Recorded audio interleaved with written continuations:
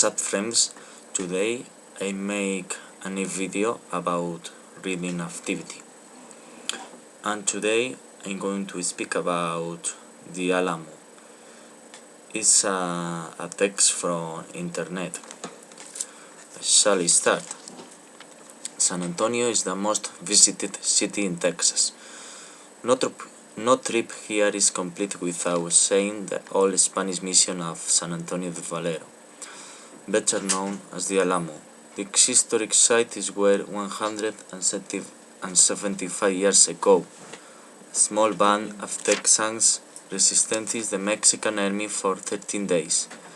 The Texans were defeated, but the deaths of the Alamo defenders have come to symbolize the ultimate act of American heroism. Each year, 2.5 million people visit the monument, church, and museum of the Alamo in downtown San Antonio. What does the site represent to all these visitors? Liberty, says Steve Ortman, historical interpreter of the Alamo. We call it the Shrine of Texas Liberty because they were fighting for liberty for the Reds. They were willing to die for their independence, and people who visit here can appreciate the sacrifice that was made.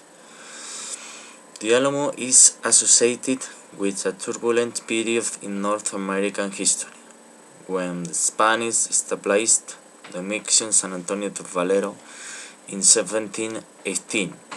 The United States did not exist.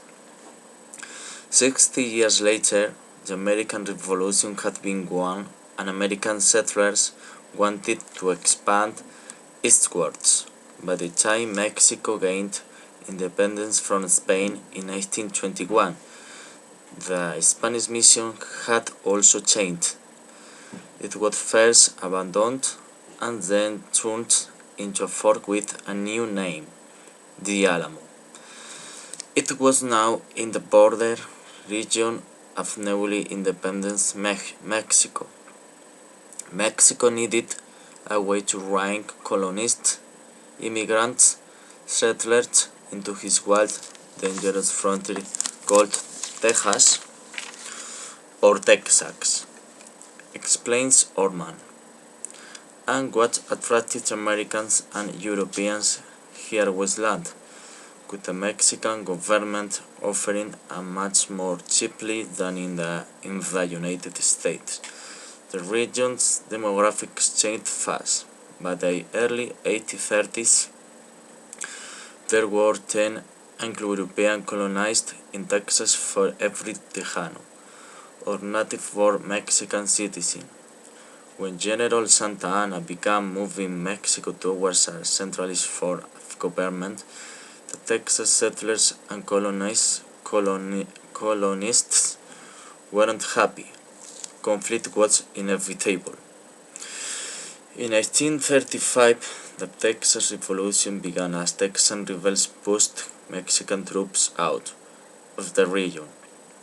A small force of Texan colonists and volunteers took possession of the Alamo. For most Americans today, they were freedom fighters struggling for liberty and independence. At the time, however, Santa Anna saw them as colonists leading an illegal uprising against their host country and its legitimate government. He led 1,500 Mexican troops to surround the fort and demanded the immediate surrender of the Alamo. He raised a red flag of no quarter, said Orman, meaning that if the Texans started a battle with him, he could spare no one. Everybody in the garrison would be killed. There was no surrender. The first shoots of the Battle of the Alamo ran out on February 23rd, 1836. 3 days later, more than 200 Alamo defenders lay dead, with some 400 or 600 Mexican soldiers killed or wounded. The heroics of the outnumbered enemy defenders inspired a continuing rebellion, and eventually it led to an independent Texas. Few Americans are as proud of their history as Texans, but how crucial is the Alamo to modern-day San Antonio and Texas? It has certainly helped shape the character of Texans and their spirit of independence, says Ortman.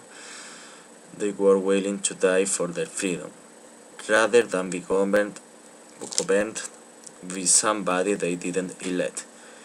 Ultimately, Texas helped to shape the course of North America. But that's it. I finished to read this text, and I think it's a good way to improve my pronunciation and practice the reading activity.